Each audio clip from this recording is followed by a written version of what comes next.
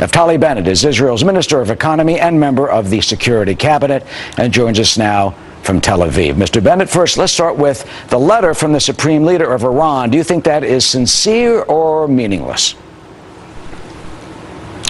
This is standard Iranian delay and deceit tactics. Iran is very clear on its goal to achieve a nuclear weapon, and it's playing around with the West. It's been doing it for the past decade.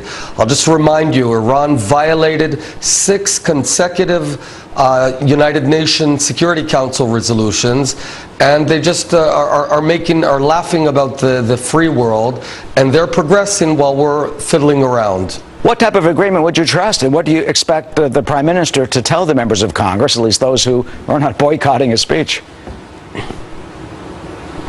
Well, what we need to achieve is for Iran to dismantle its nuclear weapon program, because just a decade ago they were not allowed to even have 1 centrifuge. Now we're talking about 7,000 centrifuges that they'll allow to have spinning. And I'll just remind you, for a country to have nuclear power, they don't need a single centrifuge.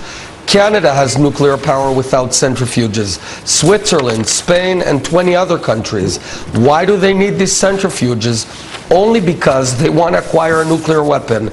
So the one outcome we need to desire is to dismantle it. Now, Iran is on the floor right now with this economic pressure. If we don't let up, if we just continue the pressure, they'll have to give up. And I don't understand why at the very last moment we're sort of lifting them up and allowing them to recuperate. Well, one would think that that warning is exactly what the Prime Minister will give to Washington. What do you think about some of the Democrats who are boycotting that speech? Vice President Joe Biden will be out of the country and not attending it. And Elie Wiesel, the esteemed and noted Nobel Peace Prize winner who had been imprisoned in the concentration camps, he today is saying that he will be at the speech. Wiesel wants to attend the Prime Minister's speech, and there's a full-page ad that says this, and he asks, "How can I remain silent? I plead with you to put aside the politics that have obscured the critical decisions to be made. Surely it is within your power to find a solution that will permit Israel's Prime Minister to deliver his urgent message. Will you join me in hearing the case for keeping weapons from those who preach death to Israel and America?"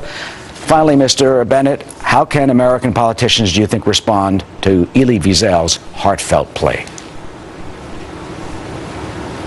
Well, Elie Wiesel lost his family in the Holocaust, and last time around the world was silent and no one did put out the warning.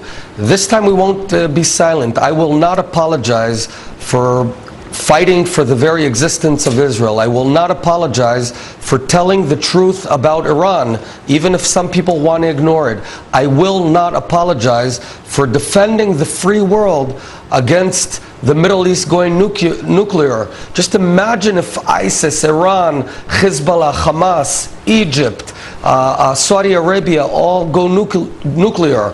That would be a disaster. We have to fight, and we have to speak up. Naftali Bennett in Tel Aviv tonight. The Prime Minister's speech still on. Elie Wiesel will be there, even if some American politicians say they will not. Mr. Bennett, thank you so much for joining us this afternoon. Thank you.